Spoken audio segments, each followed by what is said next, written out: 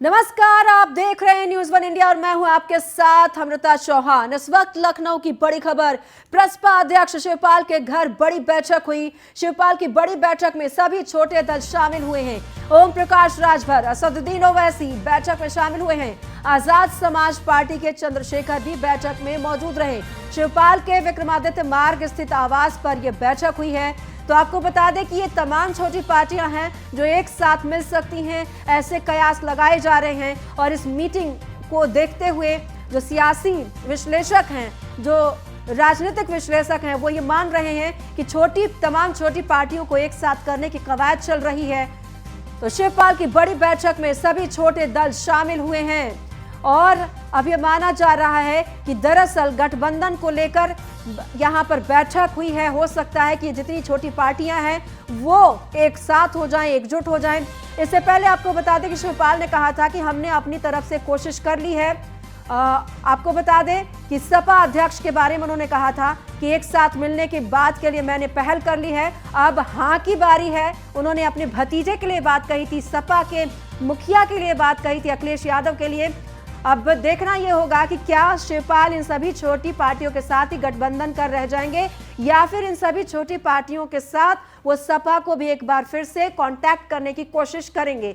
तो प्रसपा अध्यक्ष हैं शिवपाल यादव, उन्हीं के घर पर यह बड़ी बैठक हुई है और सभी छोटी पार्टियां यहां पर मौजूद थी। इस बैठक में देखना यह होगा कि इन सभी छोटी पार्टियों के साथ बात बन पाती है या नहीं, क्योंकि चूंकि गठबंधन में भी कई चीजें रखी जाती हैं, अपनी शर्तें रखी जाती हैं, उन शर्तों के तहत गठबंधन की बात होती है। तो देखना यह होगा कि किन किन पार्टियों की तरफ से क्या कुछ शर्तें रखी गई हैं और जो बैठक हुई है इस बैठक का क्या नतीजा निकल पाता है।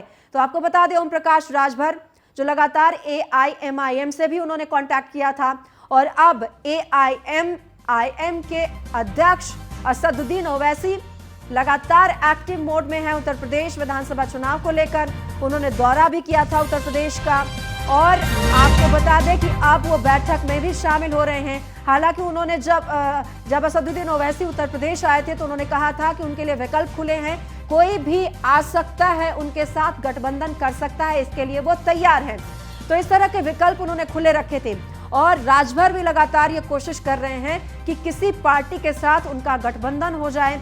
शिवपाल यादव के विक्रमादित्य मार्ग स्थित आवास पर बैठक हुई है। आपको बता दें कि राजभर जो बैरवा से विधायक हैं और क्या कुछ खास हो रहा है इस बैठक में, अश्विनी द्विवेदी हमारे साथ लखनऊ से लाइव जुड़ गए हैं ज्यादा जानकारी के लिए। अश्विनी, ये जो बैठक हुई है, बैठक से क्या कुछ निकल कर आया है, क्या कुछ खास हो रहा है इस बैठक में?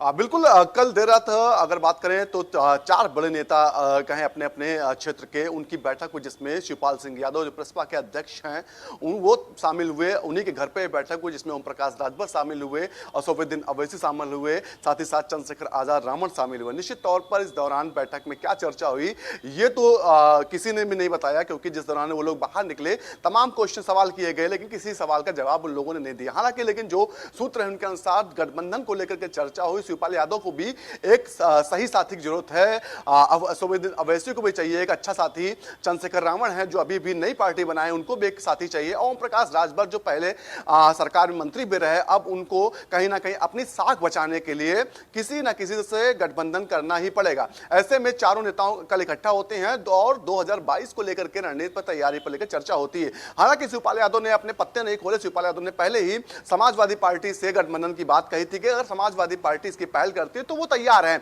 हालांकि सपा की तरफ से अभी भी कोई भी उनको उत्तर नहीं मिला है कि गठबंधन समाजवादी पार्टी प्रसपा के साथ करेगी, क्या होगा या शामिल होंगे, कोई भी अभी तक उचित उत्तर नहीं मिला। लेकिन सबकी बात करें अगर असदुद्दीन ओवैसी और प्रसपा की तो ये इसको लेकर के पहले भी 21 तारीख को भी शिवपाल सिंह यादव और ओवैसी के बीच बैठक हो चुकी थी, मुलाकात हो चुकी थी। लेकिन एक बार फिर मुलाकात होना कहीं ना कहीं सियासी जो समीकरण वो ये बताते हैं कि 2022 को एक साथ ये लोग चुनाव लड़ सकते हैं।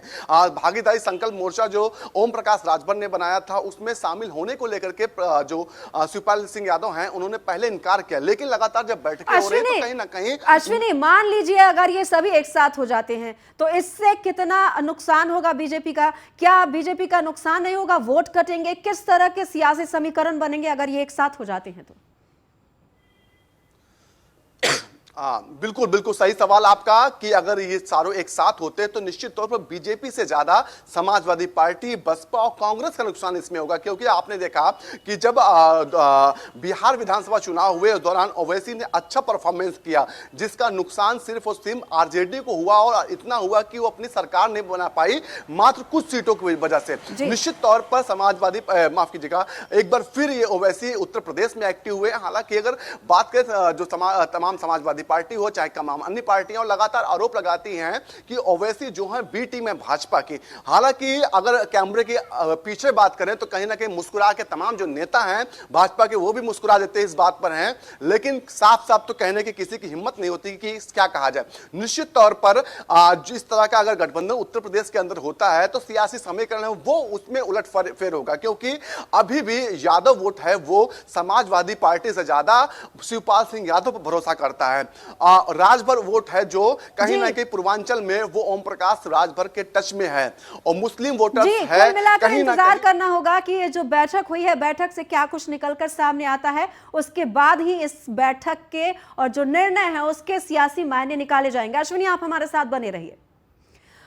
और बीएसपी का ऑफिशियल ट्विटर अकाउंट क्रिएट हुआ है। आपको बता दें बीएसपी महासचिव सतीश चंद्र मिश्रा ने ट्वीट कर इसकी जानकारी दी है। बीएसपी का ट्विटर अकाउंट वेरिफिकेशन के साथ जारी हुआ है। तो आपको बता दें कि दरअसल जितनी भी पार्टियां हैं उनका यह मानना है कि जो सोशल नेटवर्किंग साइट्स हैं वो काफी कमाल करती हैं, और इसी वजह से ये जो सोशल साइट है, ऑफिशियल साइट है बसपा का, ये बनाया गया है, क्योंकि ये तमाम निर्देश दिए जाते हैं पार्टी आलाकमान की तरफ से कि जो उनके कार्यकर्ता हैं या फिर उनके विधायक हैं वो सभी सोशल नेटवर्किंग साइट पर एक्टिव रहें, क्योंकि ज्यादा से ज्यादा लोग जुड़ पाएंगे और जो भी गतिविधियां होती हैं पार्टी की तरफ से वो उन्हें समझ पाएंगे और ये मैसेज है लोगों तक जल्दी पहुंच पाता है। और अश्विनी लगातार हमारे साथ बने हुए हैं ज्यादा जानकारी के लिए। अश्विनी, सभी पार्टियों का यह मानना है कि सोशल नेटवर्किंग साइट है जो सबसे ज्यादा कारगर है लोगों से जुड़ने के लिए, आम जन से जुड़ने के लिए, और त्वरित यहां पर असर भी दिखाई देता है। क्या इसी वजह से, इसी मकसद से बीएसपी ने अपना जो अकाउंट है ऑफिशियल अकाउंट वो बनाया है ट्विटर पर? बिल्कुल, अगर बात करें बसपा की ट्विटर अकाउंट की तो यही कहेंगे दूर आए, देर आए से आए लेकिन दुरुस्त आए। निश्चित तौर पर तमाम जो पार्टियां हैं उनके पहले से ऑफिशियल ट्विटर हैंडल थे। अभी तक जो भी बात होती थी बसपा से जुड़ी हुई वो या तो मायावती अब ट्वीट करती थी या फिर सतीश चंद्र मिश्रा, उनको ही ऑफिशियल माना जाता था। लेकिन अब बसपा ने अपना खुद का पार्टी का जो ऑफिशियल ट्विटर हैंडल बना लिया है और साथ ही साथ वो वेरीफाई भी हो गया।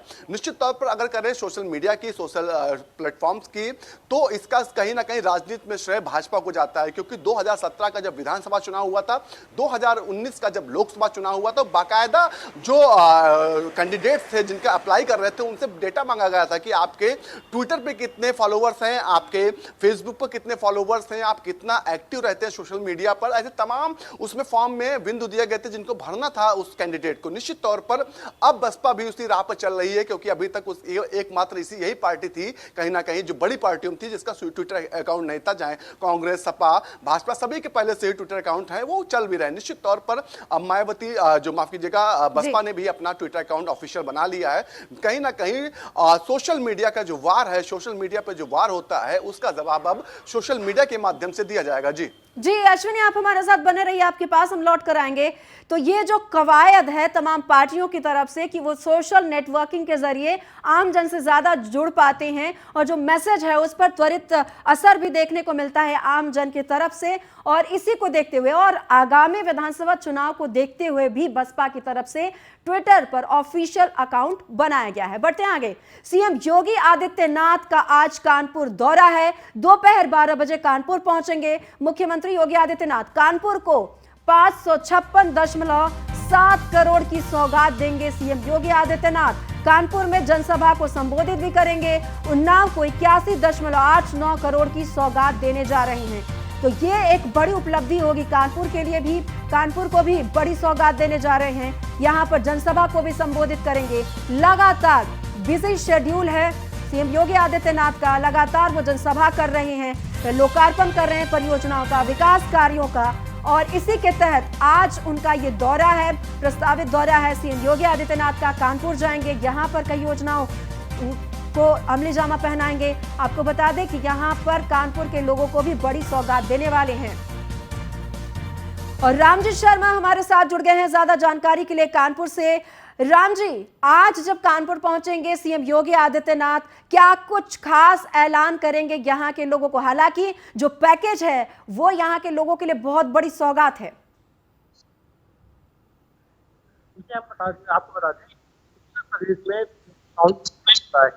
चुनावों का सिलसिला वो भी शुरू हो गया है। उसी क्रम में मुख्यमंत्री योगी आदित्यनाथ आज कानपुर 12:15 पहुंचेंगे और डीएवी कॉलेज जहां उनकी जनसभा होनी है उस कार्यक्रम में शिरकत करेंगे। 1 घंटे 10 मिनट कानपुर में रुकेंगे। इस दौरान वो कानपुर में 557 करोड़ का एक बड़ा पैकेज देंगे, जिससे कि जो सरकारी योजनाएं हैं उसका लाभ आम जनमानस को मिल सके। इसके साथ ही 12 ऐसे विभाग हैं जहां पर 16,000 लाभार्थियों को लाभ मिलेगा और उनको चेक भी दिया जाएगा, जिससे कि सरकारी योजनाओं का जो लाभ है उन तक पहुंच सके। इसके साथ ही मेन मकसद डीएवी कॉलेज जो जनसभा की जा रही है उसका मेन मकसद यह है कि 3 विधानसभा जो आरनगर विधानसभा है, कल्याणपुर विधानसभा, आरनगर विधानसभा, कुंसम विधानसभा और कैंट विधानसभा, इन तीनों विधानसभा में भाजपा कहीं ना कहीं इन सीटों पे अपनी बढ़त नहीं बना पा रही और तीनों सीटें जो सपा के पास और कांग्रेस के पास है। इसलिए इस डीएवी ग्राउंड को केंद्र बनाते हुए यहाँ पर जनसभा का आयोजन किया गया है, जिससे कि जो यहाँ की जनता है उन पर उन सरकारी योजनाओं के बारे में बताया जा सके। और वो 4.5 साल में बीजेपी सरकार ने जो उपलब्धियां करी है, जो जनता के लिए आगे बढ़कर कार्य किए, उनको बताया जा सके। क्योंकि यह योजना जो है सबसे ज्यादा केडीए और नगर निगम से जुड़ी योजनाएं है, क्योंकि सबसे ज्यादा लाभ जो आवासीय योजना है या जो लोन की योजना है और जो चेक वृद्धि है, उनको सबको समय से इस योजना का लाभ मिल सके। और इसके साथ ही सबसे बड़ी बात है कि इस जनसभा को आयोजित करने के, जनसभा संबोधित करने के बाद जो गोरखपुर में कानपुर के व्यापारी थी, जो गोरखपुर में पुलिस द्वारा पितृ हत्या कर दी गई थी, उस मामले में परिवार से भी यहाँ मुलाकात करेंगे और उनके जो भी मांग है उनको पूरी करने की कोशिश करेंगे। जी, कितनी तादाद होगी लोगों की, क्योंकि वो जनसभा को संबोधित करने वाले हैं, तो यहाँ पर देखने वाली खास बात ये भी होगी कि जो लोगों की संख्या है वो कितनी होगी और किस तरह से इंतजाम किए गए हैं। क्योंकि लोगों की संख्या जब ज्यादा आती है तो इसे सफलता के तौर पर जोड़कर देखा जाता है कि और शक्ति प्रदर्शन के तौर पर भी जोड़कर देखा जाता है जब लोग यहाँ पर जनसैलाब उमड़कर आता है, जब जनसभा करते हैं सीएम योगी आदित्यनाथ। जी बिल्कुल, ये जो मैदान डीएवी ग्राउंड है ये 22,000 लोगों को बैठने की क्षमता है। यहाँ पर 3 पंडाल बनाए गए। एक पंडाल जो मुख्य पंडाल है जिसमें मुख्य योगी आदित्यनाथ जनता को संबोधित है, इसके साथ 2 और पंडाल बनाए गए हैं जहाँ पर लोगों के बैठने की व्यवस्था की। टोटल 22,000 लोगों की यहाँ क्षमता है। और साथ ही इस कार्यक्रम को बेहतर करने के लिए, लोगों को जागरूक करने के लिए जी बहुत बहुत धन्यवाद आपका इस तमाम जानकारी के लिए। तो आपको बता दें उन्नाव का भी दौरा है, कानपुर का भी दौरा है, एक के बाद यहाँ पर एक ऐलान करेंगे दोनों जगहों पर। तो कानपुर के लिए भी बड़ी सौगात देने जा रहे हैं, करोड़ों का पैकेज है, और उन्नाव के लिए भी बड़ी सौगात होगी। देखने वाली बात यह होगी कि जब यहाँ पर लोग जुटेंगे और अपने मन से सीएम योगी आदित्यनाथ लोगों को क्या कुछ कहने वाले हैं और क्या कुछ ऐलान करने वाले हैं। लखनऊ से बड़ी खबर, योगी सरकार ने बड़ा फैसला लिया है, भगोड़े अपराधियों के खिलाफ अभियान चलेगा। अभियान चलाकर गिरफ्तारी के निर्देश दिए गए हैं। सीएम के निर्देश पर एसीएस गृह अवनीश अवस्थी ने बैठक की है। आर्थिक अपराध करने वाले भगोड़े अपराधियों के खिलाफ अभियान चलाने के निर्देश दिए हैं सीएम योगी आदित्यनाथ ने। उन्होंने कहा है कि जो भी भगोड़े हैं उनको पकड़ा जाए। तो सीएम के निर्देश पर एसीएस गृह अवनीश अवस्थी बैठक की है और अब बैठक कर इसे अमली जामा पहनाया जाएगा। आर्थिक अपराध करने वाले भगोड़े अपराधियों के खिलाफ अभियान चलाया जाएगा। इन सभी को धर दबोचा जाएगा। तो अब अपराधियों की खैर नहीं। हालांकि सरकार की तरफ से ऑपरेशन क्लीन भी चलाया जाता रहा है और अपराधियों की खैर नहीं रहती, उन्हें पकड़ा जाता है और एनकाउंटर भी किए गए हैं अपराधियों के। और साथ ही आपको बता दें कि यहाँ पर नकेल कसी गई है सरकार की तरफ से लगातार। जब से सरकार बनी थी 2017 में, उसके बाद सीएम योगी आदित्यनाथ ने ऐलान कर दिया था कि जो भी बदमाश हैं उनको बख्शा नहीं जाएगा। और अब एक बार फिर से उन्होंने निर्देश दिया है कि जो भी भगोड़े अपराधी हैं उनको बख्शा न जाए, उनको तत्काल पकड़ा जाए, उनको कब्जे में लिया जाए, उन पर शिकंजा कसा जाए। तो भगोड़े अपराधियों के खिलाफ अब अभियान चलेगा और एसीएस अवनीश अवस्थी ने बैठक बुलाई है, तो अभियान चलाया जाएगा। उसके बाद इन सभी की गिरफ्तारी होगी, तो अब भगोड़े अपराधियों की भी खैर नहीं है।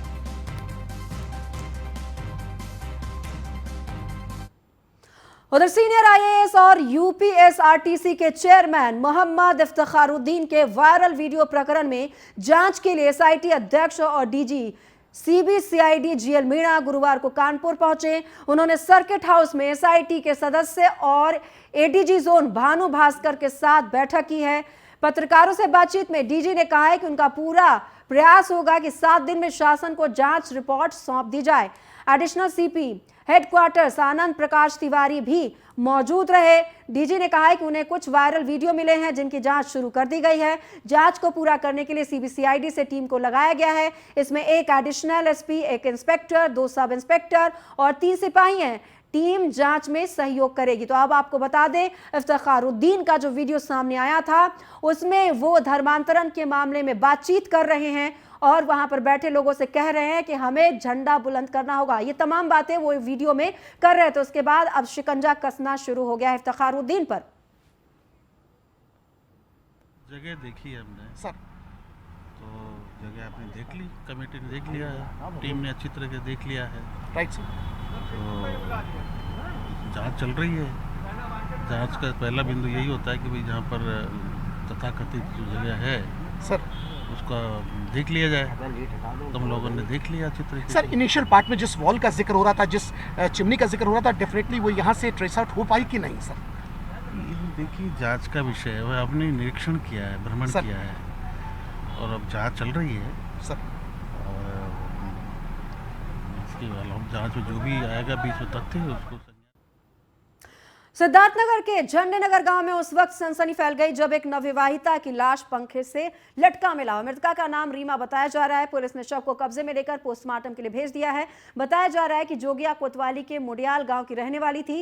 रीमा की शादी 14 जून 2020 को सदर थाना क्षेत्र के झंडेनगर गांव निवासी सुभाष यादव से हुई थी। मृतका की फांसी के फंदे पर पंखे से लटक कर मौत की खबर के बाद मायके से उसके भाई ने रीमा के पति और उसकी सास पर दहेज हत्या का आरोप लगाया है। घर के यहाँ से फ़ोन किए ससुर जी, इनके बड़े ससुर जी फ़ोन किए कि आ जाओ तुम्हारी बहन फांसी लगा के मर गई। उसके पहले फ़ोन किए थे कि ये भागना चाहती है यहाँ वहाँ। एक दिन पहले मारे, ये इसका आदमी इसको मारे। पहले मारने के बाद इसको सुबह 4 बजे मारते हुए लेके गए जिला अस्पताल तक। फिर ससुर जी, ये लड़की के ससुर जी फ़ोन करके ये बोले हमारे को कि हमारा लड़का सुपा राजा तक गया था, सुपा राजा से वापस आ गया, तुम्हारी बहन को ढूंढ के मिल नहीं रही है। और ये पति पत्नी, मेरी बहन और इसका पति दोनों साथ में ही जिला अस्पताल पे थे। वहाँ से भी लेके आया, फिर घर पे भी मारा। ये जो सास जो गई थी अपने मायके, सास जब वहाँ से आई तो बोलती है कम क्यों मारे, उसको ज़्यादा मारना चाहिए था। कि घर नवविवाहिता है जिसकी की शादी 14 जून 2020 को हुई थी। मुडिला गांव की ये निवासी है और यहाँ झंडे नगर में इसकी ससुराल थी। आज शाम को ये अपने कमरे में मृत अवस्था में पाई गई है। अभी जैसा कि वहाँ पर ससुराली जनों ने बताया है कि इसने लटक के आत्महत्या किया है और कमरे का दरवाज़ा तोड़ के इसके शव को उतारा गया है। मौके पर अभी तत्काल हमारी पुलिस टीम पहुंच के छानबीन की है। वहां पर फॉरेंसिक टीम ने सभी सैंपल लिया है, वहां मेजरमेंट किया गया है सभी चीज़ों का और इसमें अभी हम लोग इसका पोस्टमार्टम के लिए भेज दिए हैं। एक नवविवाहिता है जिसकी की शादी 14। खबर बदायूं से एक बार फिर से रफ्तार का कहर देखने को मिला है, जहां एक तेज रफ्तार कार ने 2 युवकों को रौंद दिया है। हादसा इतना भीषण था कि मौके पर दोनों युवकों की मौत हो गई।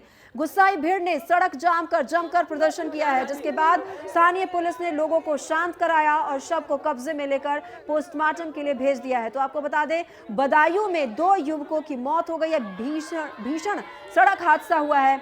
अब गुस्साए लोगों ने यहाँ पर जमकर हंगामा किया, प्रदर्शन किया, क्योंकि यहाँ पर 2 युवकों को टक्कर मार दी और हादसा इतना भयानक था कि दोनों युवकों की मौके पर ही मौत हो गई। गुस्साए लोगों ने यहां पर जमकर प्रदर्शन किया है। हालात जब बिगड़ा तो पुलिस मौके पर पहुंची और लोगों को समझा बुझाकर शांत किया है। आपको बता दें कि बदायूं में ये रफ्तार का कहर देखने को मिला।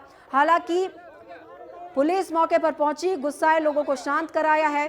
कार चालक ने दोनों युवकों को कुचल दिया और दोनों युवकों की मौत हो गई। खबर रायबरेली से, जहां पर एक युवक ने अपनी पत्नी को तालिबानी सजा दी है। पति ने पत्नी को दौड़ा दौड़ाकर बेल्ट से बेरहमी से पीटा है। पिटाई का वीडियो कैमरे में कैद हो गया। मामला रायबरेली के निगोही गांव का है।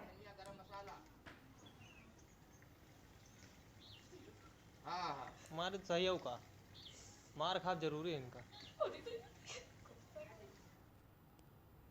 फिलहाल इस बुलेटिन में इतना ही। नमस्कार।